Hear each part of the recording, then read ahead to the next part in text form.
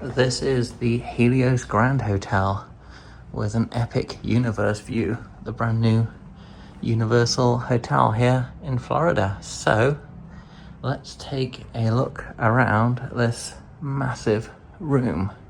Starting off over here, you got your door with some fire safety instructions and a little peephole. Down here there is, this is a do not disturb sign, counting stars. And then you got your locks and this thingy. Over here, not only do you have a light switch for the lights, you can also draw the curtains. Wow, look at them go. All right, let's open them again so we've got some light. Does it work?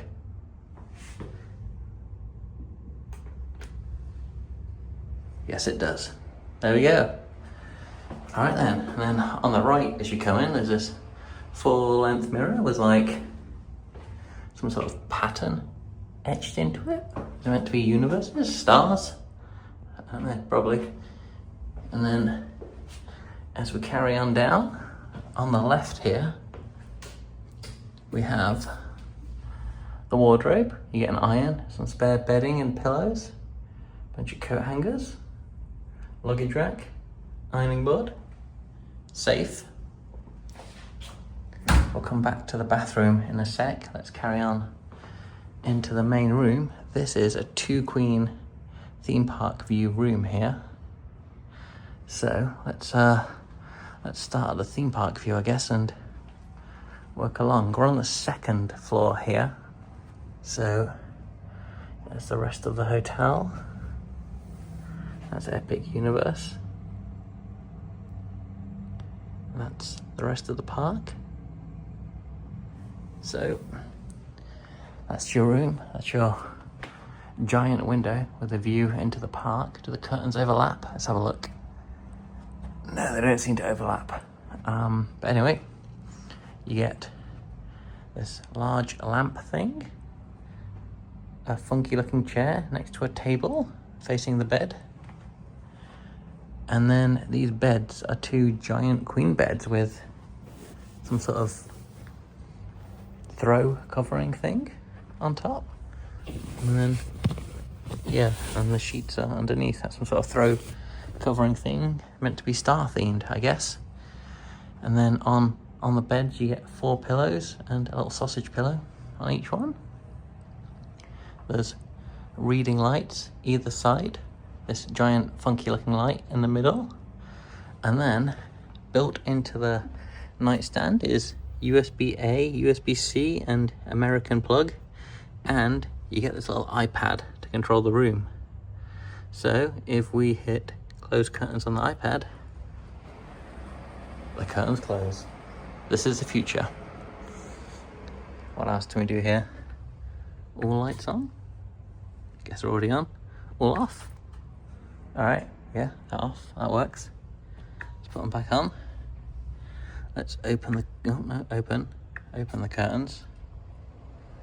And then I guess this controls the TV as well. What's that one do? Does it turn the TV on?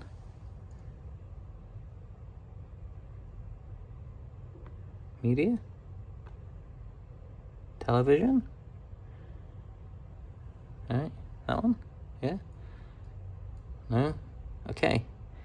Well, maybe you can turn the TV on somehow, if you knew how to work this thing. But anyway, you get an iPad. And then there's this drawer with your TV remote, the Bible, and some storage space. No, you can't store things under the bed. Not a hollow bottom bed. But then over here, if you don't want to use the iPad, is your air conditioning control.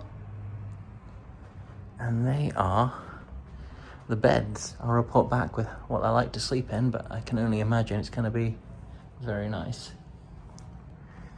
If we come around to the other wall, there's another little desk thing with a chair you can sit at, a telephone, Universal Helios Grand notepad and pen, little lamp, some artwork, and then as we come around, big flat screen TV here with ice bucket, some cups, glasses, some $8 water, a non-branded coffee machine with some coffee, and then underneath this giant work surface is drawers, and I assume this is a fridge.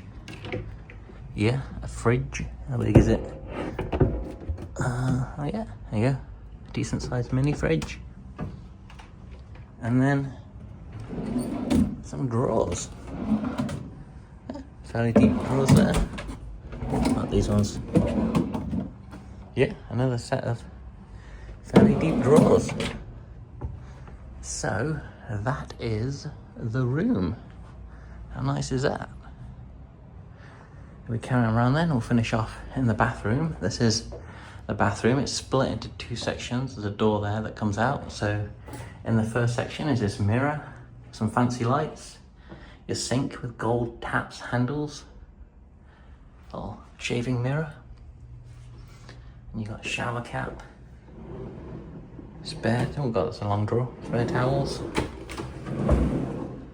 empty drawer, more drawers down here, drawers everywhere, little hairdryer in that one, and yeah, a little bath mat there. And if we come on in here, this is the shower room. There's a light switch, toilet, towels, walk-in shower there with another bath mat. This door slides along. Oh, this is nice. So you got your controls here for the shower, away from the shower head, so you can turn it on to warm up and don't freeze yourself. That's nice. And then this is the Lowe's shampoo, body wash and soap stuff that was actually in the other Lowe's hotel I was staying at in Hollywood this year. It's the same Lowe's branded stuff. And then a little seat if you want to sit down in the shower. That's nice. So that is the room. What a lovely room.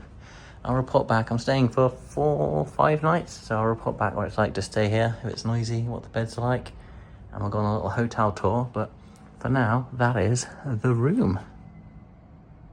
The hotel has plenty of lifts, and I never had to wait for one, even in the mornings. The lobby leads to most of the hotel's amenities. There's a Starbucks, desks for purchasing tickets, and a full restaurant. There's also a seating area outside where you can see into the park. Now for a look at the hotel gym. Alright, this is the gym. Some boxes, 4 foam rollers, some weighted balls, kettlebells up to 24 kg, some yoga balls, and then rowing machine, 3 ellipticals, some mats, this multi-function thing, a bench, dumbbells up to 50 pounds. I guess it would be pounds kettlebells as well. Then yeah, some shoulder press, vertical traction. Never seen that before. And what's that? 5, 6 treadmills, some bikes, 1 sitting, 2 standing, and there's towels, headphones, some fruit, chest press, a weighing scale, small but quite nice.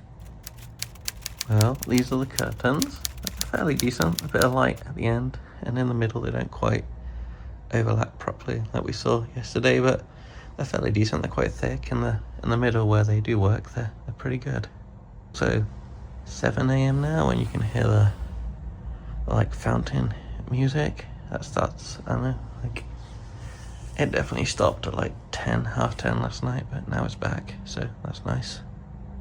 It is the next morning and we are going to go there today. So the hotel has a dedicated entrance and you get in an hour earlier, so let's go find that and see what it's like. In terms of the bed review from last night, the bed is super comfy, so it's noticeably nicer than Cabana Bay where I normally stay. The only issue I had was that the final fountain show is at 10 p.m, or it was last night, and you could definitely hear it. It lasts about 15 minutes, so that was kind of annoying. It won't be a problem normally, I guess, because I'll be out past 10, but last night I was jet lagged and just wanted to go to sleep, so that was a bit annoying. And then again in the morning it started, I don't know when it started, but I woke up at 6:45 and it was going, the music from the fountain, so maybe that's just a fountain view con, that you can hear this fountain music. But yeah, apart from that, I've liked the room so far. Couldn't hear noise from any other rooms or anything like that, so that was nice. So yeah, let's go downstairs and see what the entrance is like and what we can get for breakfast. I didn't film security, but we walked through there in about 30 seconds. Now we're in the park.